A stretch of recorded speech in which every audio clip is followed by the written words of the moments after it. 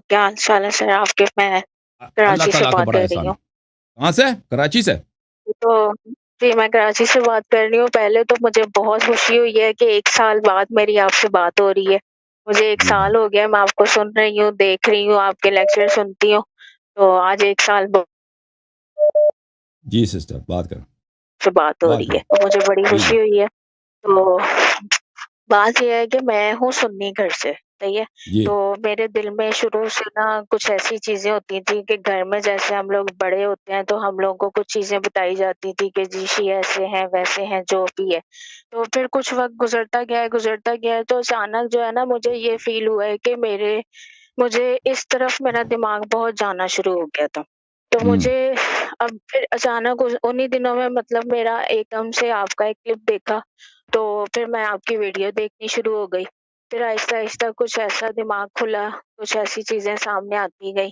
اب پھر جی مجھے جی آپ سے یہ بات پوچھنی ہے کہ اگر میں اس گھر میں رہتی ہوں کہ اگر میں کچھ کبھی بات کرتی ہوں نا تو مجھے فوراً کافر کہہ دیا جائے گا، یا مجھے اس طرح کہہ دیا جائے گا کہ تم تو بھائی اسلام سے خارج ہو، تم تو کچھ ہو ہی نہیں. تو مطلب پھر اگر میرا دل یہ کہتا ہے کہ میں کلمہ بھی پڑھوں اور میرے دل میں بہت پیار بھی ہے، اہل بیت سے میرا عشق ہے کہ میں چھپ کے بھی کچھ ایسے کام کر لیتی ہوں کہ میرے گھر والوں کو نہ پتہ چلے. تو پھر مجھے اب یہ سمجھ نہیں آتی کہ اس چیز کو میں چھپا کے رکھوں یا پھر میں کلمہ پڑھ کے اس چیز کو آگے لے کے چلوں، یا میرا کلمہ پڑھنا ضروری ہے، یا میرے دل جی میں جی وہ جی چیز اگر رہتی ہے.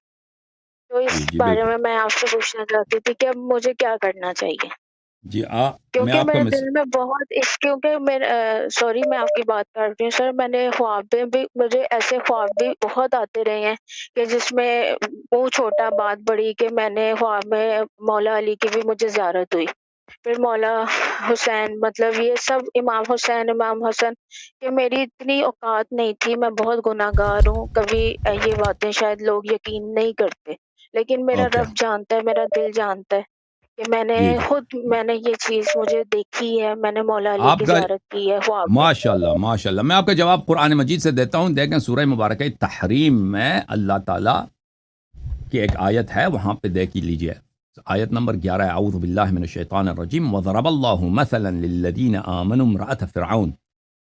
اللہ تعالیٰ مومنوں کے لیے ایک مثال دیتا ہے، مومنوں کے لیے ایک شبیہ بتا رہا ہے کہ کون ہے وہ مثال. حضرت آسیہ بنت مزاحم فرعون کی بیوی ہے. فرعون کی بیوی جی ایک مومنہ ہے. کس کے گھر میں رہتی ہے؟ فرعون کے گھر میں رہتی ہے. قالت رب ابن لی عندک بیتا فی الجنہ، اے اللہ مجھے جنت میں گھر دینا.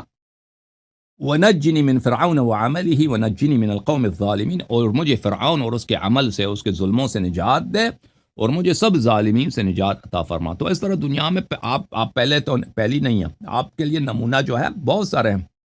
ایک نمونہ ہے جی قرآن کا. حضرت آسیہ بنت مزاحم فرعون کی بیوی، اس کا شوہر ایک کافر تھا، وہ ایک کافر گھرانے میں رہتی ہے، لیکن وہ مومن ہے. اس کے لیے ممکن نہیں ہے کہ وہاں سے نکل جائے، اس کے لیے ممکن نہیں وہاں سے فرار کرے، اس کے لیے پاس اور کوئی آپشن ہی نہیں ہے. فرعون کا ہر جگہ پہ اس کی حکومت ہے، وہ وہاں سے نکلنے کا سوچ بھی نہیں سکتی، لیکن وہ مومنہ ہے اور اللہ کی اطاعت کرتی ہے، اللہ کی عبادت کرتی ہے. اللہ نے مومنوں کے لیے اس کی مثال دی اس عورت. تو آپ اگر جیسے بے گھرانے میں شک. رہتی ہیں، گھرانے میں رہتی ہیں کہ وہ آپ کی باتیں نہیں مانیں گے، تو آپ کو ضرورت نہیں ہے کہ بلا وجہ آپ ان کے ساتھ، جب بھی کوئی شخص اگر آپ سمجھتی ہیں کہ وہ آپ کی بات کو نہیں مانے گی، تو ان سے بلا وجہ گفتگو کرنے کی، مناظرہ کرنے کی، نقاش کرنے کی کوئی ضرورت نہیں ہے، جی بلکہ سر، اس سے سوری منع میں ہے. بات کر رہی ہوں. پہلے تو ایسے ہوتا تھا کہ میں بات کرتی تھی نا تو جیسے لگتا تھا کہ میرا قتل ہی ہو جائے گا. تو اب تو میں نے بات کرنا بھی آپ کے ہی میں نے لیکچر میں سنا تھا کہ آپ نے کہا تھا کہ اس چیز کو دل میں رکھو. تو پھر مجھے بالکل. یہ آپ کی بات میرے دماغ میں بیٹھ گئی کہ نہیں، میں نے اب کسی سے کوئی بحث نہیں کرنی، کچھ نہیں کہنا. تو میں ہاں. دل میں ہی بس یہی دعا کرتی ہوں کہ بس مجھے ان کا پیار مل جائے، ان کی صحبت ہو، یا میرے اندر کچھ ایسی چیزیں ہو جائیں.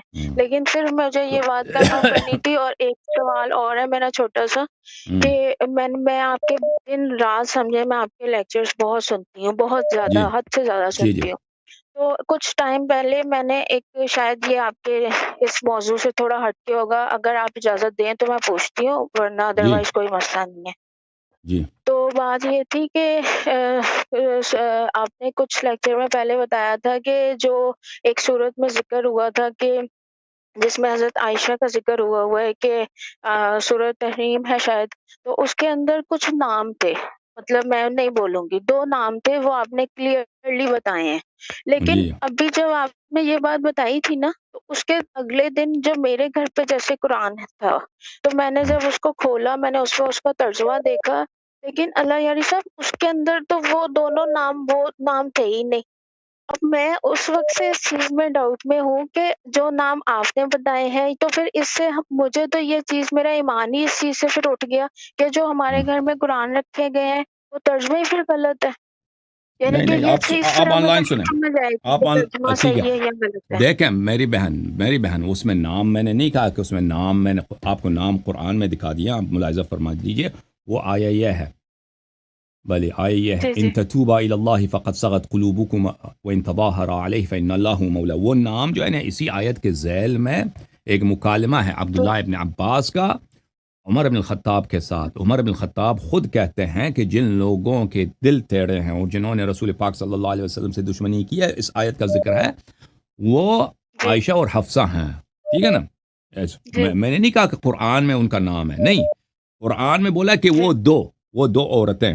ٹھیک ہے نا؟ اب وہ 2 عورتیں کون ہیں، اس میں کسی کا اختلاف ہی نہیں ہے کہ وہ عائشہ اور حفصہ ہیں. اوکے. اچھا اچھا اچھا، ہاں، صحیح وہ صحیح. تو اس لیے جب ہاں، وہ اس میں میں نے ہاں جو اپنے ہاں گھر پہ قرآن دیکھا، تو اس کے اندر واضح، کیونکہ میرے پاس تفسیر اس کے ساتھ ایک قرآن تھا، ہم، تو اس میں لکھا ہوا تھا حفصہ اور ماریہ، یہ نام تھا. تو میں بڑی پریشان ہو گئی، میں نے کہا یہ جی جی اگر میری زندگی میں کبھی آپ سے بات ہوگی تو پھر ہم لوگوں کو یہ کیسے پتا چلے گا کہ جیسے ہمارے گھر میں جو قرآن ہے وہ صحیح ہے یا وہ جی مطلب آپ کل بھی میں لیکچر سن رہی تھی، آپ کہتے ہیں کہ یہ چیز بالکل ہمارے پاس پرفیکٹلی نہیں ہے، یعنی جی. ہمیں نہیں پتا تھا، نہ ہم لوگ اس وقت میں تھے. تو پھر ہم لوگوں کو کیسے یہ چیز سمجھ آئے گی کہ کون سا قرآن صحیح ہے یا کیا ہے، یا یہ چیز مجھے کلیئر کر دیں. Okay, thank you sister. آپ جواب آن لائن سن لیں. Okay, thank you. خدا حافظ. آپ کا اللہ آپ کو جزائے خیر دے میری بہن. اچھا، ماریہ کا جہاں تک تعلق ہے، وہ اس سے پہلے والی آیت ہے، یا ایھا النبی لما تحرم ما احل اللہ لک تبتغی مرضات ازواجک. کہ کہ نبی صلی اللہ علیہ وسلم یا ماریہ کے پاس گئے ہیں، یا زینب بنت جحش کے ہاں گئے ہیں، اور وہاں پہ انہوں نے شہد کھایا. تو بعد میں عائشہ حفصہ نے آپس میں تہیہ کیا کہ یہ ان کو وہاں پہ نہ جانے دیا جائے، اور ان پہ تہمت لگا دیا کہ آپ سے بدبو آ رہی ہے، نستجیر باللہ. تو یہ جو آیت، وہ پہلے والی آیت ہے. بعد میں جو آیت ہے کہ ان تتوبا الی اللہ فقد صغت قلوبکما، یہ والی آیت نمبر 4 ہے، سورہ مبارک ہے یہ حریم میں. اور آیت نمبر ہے اس کے بعد، بھلے ضرب اللہ مثلا للذین کفروا، آیت نمبر 10 ہے. یہ 2 آیتیں، اس میں اختلاف ہی نہیں ہے کہ یہ عائشہ اور حفصہ کے لیے. اچھا، اب میں ایک اور میری آپ کی خدمت میں جو تجویز ہے وہ یہ ہے کہ انشاءاللہ تبارک و تعالی اب ہماری دعا ہے کہ آپ کو ایک ایسا رشتہ مل جائے مومنوں کا یا نوجوانوں کا، انشاءاللہ تبارک و تعالی پھر آپ اس تقیہ سے نکل جائیں، اس مشکل سے نکل جائیں. ٹھیک ہے نا؟ کہ کیونکہ لازمی بات ہے، ایک نوجوان عورت جو ہے اس کو ہمیشہ اپنے ماں باپ کے گھر میں نہیں رہنا. تو انشاءاللہ ہماری دعا ہے کہ پروردگار عالم بحق اہل بیت طاہرین علیہم السلام آپ کو ایسا رشتہ دے دے، شیعوں میں، شیعہ نوجوانوں میں، شیعہ گرانوں میں، باعزت طور پر، کہ وہاں پر آپ انشاءاللہ آپ اہل بیت علیہم السلام سے محبت، ان سے ایمان، ان کے فضائل پر ایمان کے ماحول میں آپ آرام سے، آزادی سے رہیں.